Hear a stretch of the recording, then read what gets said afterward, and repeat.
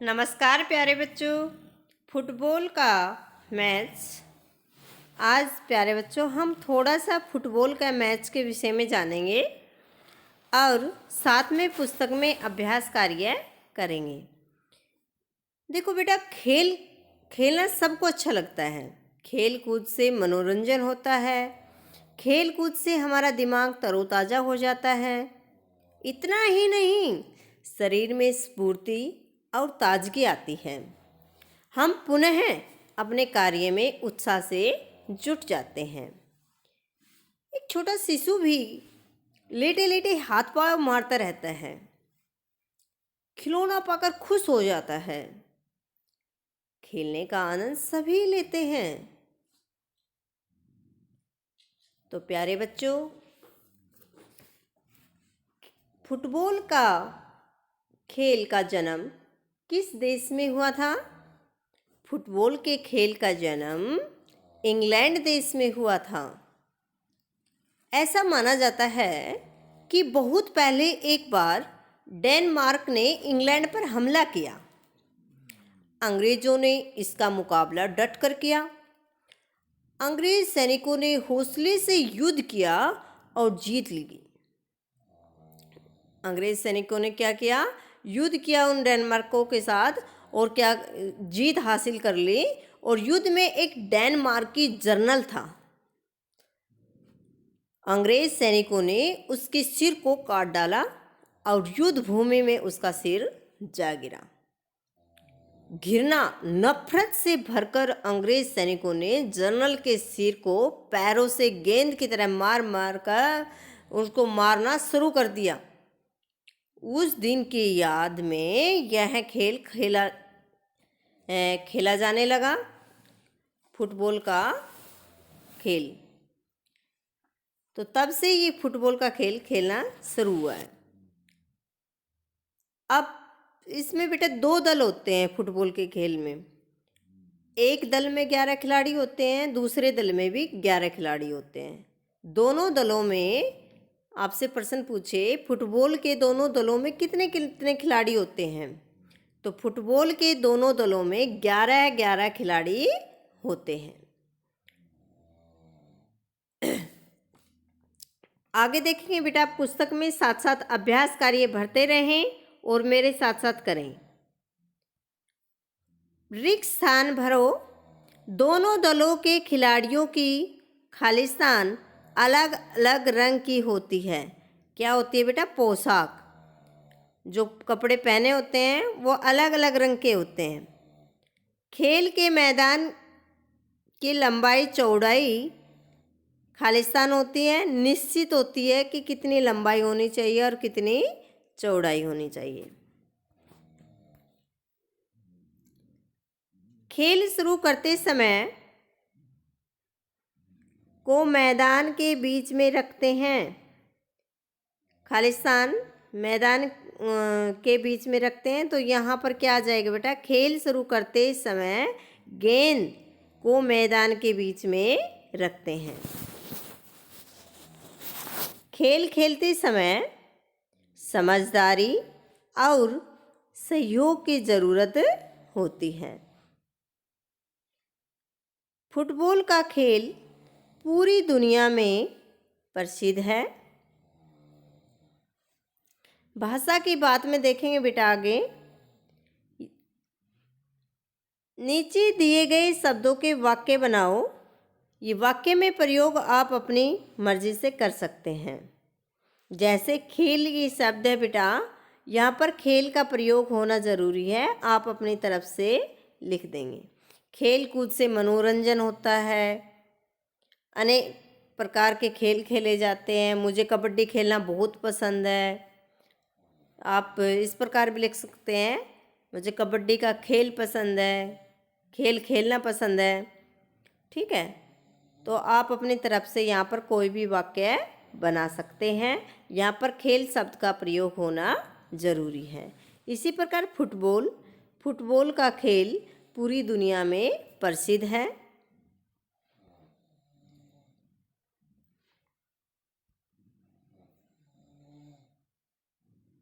मैदान मैदान में जैसे फुटबॉल का खेल एक बड़े मैदान में खेला जाता है। गेंद, फुटबॉल का खेल गेंद को पैर से ठोकर मारकर खेला जाता है।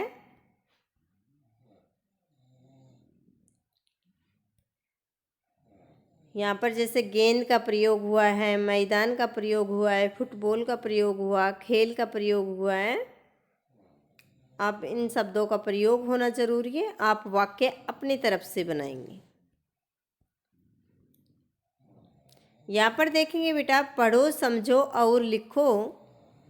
जैसे खेल, खेलना, खिलाड़ी, ये क्रिया है, ये शब्द हैं।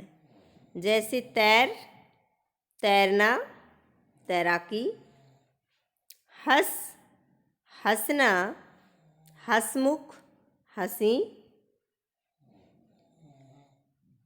डर, डरना, डरपोक,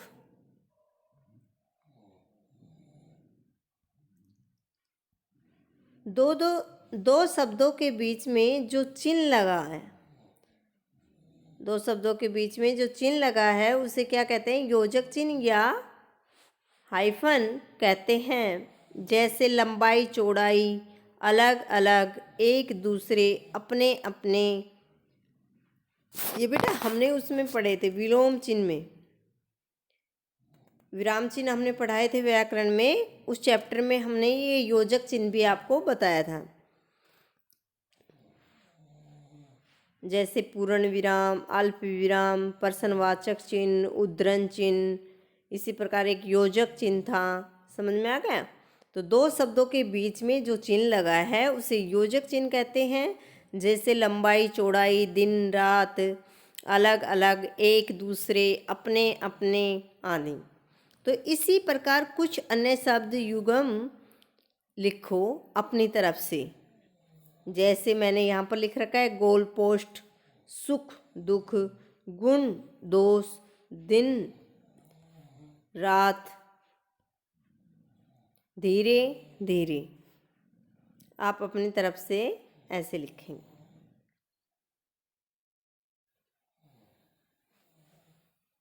युगम का अर्थ होता है बेटा जोड़े बनाओ। जैसे जोड़े इस प्रकार गोल पोस्ट, सुख दुख, गुण दोष, दिन रात, धीरे धीरे। तो इस प्रकार आपने लिखने हैं जोड़े बनाकर। इनके बीच में योजक चिन्ह का प्रयोग करना है।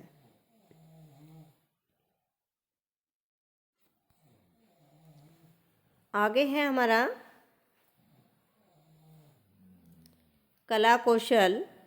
कला कौशल में बेटा क्या है? मेरा प्रिय खेल विषय पर निबंध लिखो। अपना आपका जो प्रिय खेल है, जरूरी नहीं सबका सेम तो होता ही नहीं है बेटा, कभी भी सबका अलग अलग होता है। आपका जो प्रिय खेल है, कबड्डी, किसी का खो खो, टेनिस, ठीक है, रस्सी कूदना भी हो सकता है, दौड़ भी एक खेल है। तो अनेक प्रकार के खेल है। तो आपका जो प्रिय खेल है उसके विषय में आप निबंध लिखेंगे। ठीक है, आप 10-15 लाइन उनके विषय में लिखें अपनी फेयर नोटबुक में। चार्ट पेपर पर फुटबॉल खेलते हुए बच्चे का चित्र बनाओ। आपने चार्ट पेपर लेना है और उस पर आप A4 साइज पेपर ले लेना, ठीक है। और उस पर क्या है, एक बच्चे का चित्र बनाना है जो फुटबॉल खेल रहा है। खेलते हुए चित्र बनाओ और उसके विषय में कुछ पंक्तियां नीचे, कुछ पंक्तियां भी लिखो। आपने अपनी तरफ से 4-5 पंक्तियां नीचे लिखनी है। 5 पंक्तियां लिखेंगे और चित्र, ऊपर चित्र बनाएंगे, उसके नीचे 5 पंक्तियां लिखेंगे आप। आगे देखेंगे जीवन कौशल में, अगर आप अपनी टीम के कप्तान हैं, कप्तान तो सभी समझते हैं लीडर, कप्तान है तो अपनी टीम का चयन किस प्रकार करेंगे? जैसे आप खेल, कबड्डी लगा लो या फुटबॉल लगाएं या कोई भी खेल लगाएं, खो खो लगाएं, तो उसमें आप अपनी टीम के कप्तान हैं, लीडर है, तो आप किस प्रकार अपनी टीम का चयन करेंगे, चुनोगे, किस प्रकार चुनोगे? तो सही उत्तर चुनिए। यहाँ पर अपने प्रिय मित्रों का चयन करेंगे, या कक्षा में प्रथम आने वाले छात्र का चयन करेंगे, या आसपास में रहने वाले बच्चों का चयन करेंगे, आपके घर के आसपास है या आपके एरिया के आसपास है उनका चयन करेंगे, या चुस्त और फुर्तीले खिलाड़ियों का चयन करेंगे। तो मेरे विचार से तो हमारा ये सही है, चुस्त और फुर्तीले खिलाड़ियों का चयन करेंगे। वहाँ पर दोस्ती नहीं देखनी, वहाँ पर मित्रता नहीं देखनी, वहाँ पर तो एक कप्तान को, खिलाड़ी को देखना है, खेलने के लिए कौन अच्छा है, कौन मेरी टीम को जिता सकता है। तो ठीक है बेटा, वहाँ पर फुर्तीले खिलाड़ियों का, चुस्त और फुर्तीले खिलाड़ियों का चयन करेंगे। वहाँ कक्षा में ज़रूरी नहीं है एक होशियार बच्चा है भी खेल में अच्छा हो सकता है। खेलने में किसी का बच्चा, एक कमज़ोर बच्चे का भी जैसे पढ़ाई में कम है और खेल में ज़्यादा इंटरेस्ट है उसका, तो वो अच्छा हो सकता है। तो मित्र का वहाँ पर कोई रोल नहीं होगा। खिलाड़ी अलग होते हैं बेटा, अपना रोल अलग रखते हैं। तो यहाँ पर आसपास में रहने वाले बच्चों का भी कोई रोल नहीं है, तो ये भी हमारे लिए गलत होगा, ये भी गलत है, ये भी गलत है। ठीक है, यहाँ पर चुस्त और फुर्तीले खिलाड़ियों का चयन करेंगे। आगे देखेंगे, फुटबॉल को भारत में ज़्यादा महत्व नहीं मिल पाया, क्यों? इस बारे में सोचो और कक्षा में चर्चा करेंगे। आओ सीखें हिंदी में गिनती। ये बेटा थोड़ा सा काम आपका एक्स्ट्रा है, आप ज़रूर करेंगे इसे। यहाँ पर देखेंगे, ये हमारे जो दी है ये हिंदी में गिनती है, ये तो शब्द है और ये हिंदी अंक है। ठीक है, और ये हम रूटीन में रोज़ाना यूज़ करते हैं, रोज़ाना प्रयोग करते हैं। 1 2 3 जो ये, इनको गणित बोलते हैं, ये हमारी गणित में गिनती है। तो हमने ये गिनतियाँ याद करनी है। जैसे 1 हिंदी में इस प्रकार लिखा जाता है, 2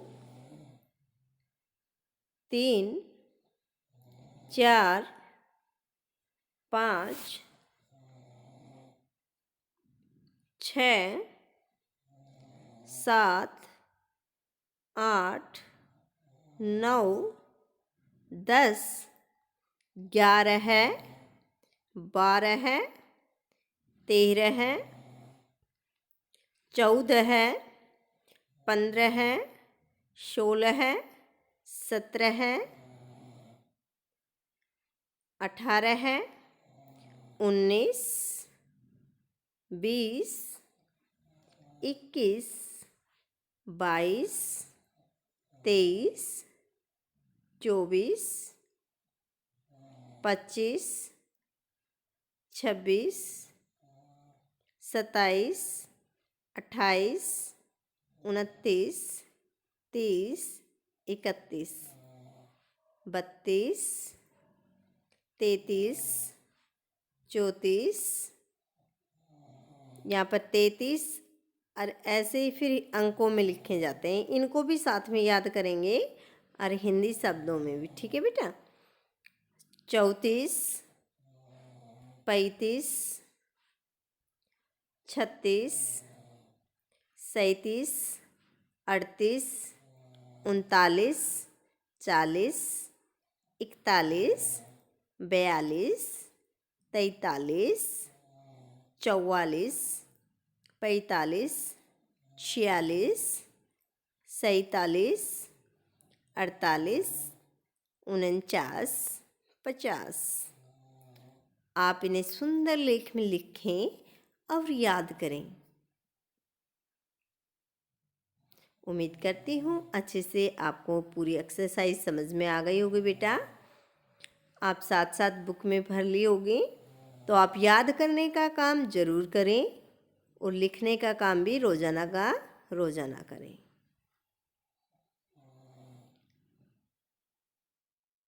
धन्यवाद।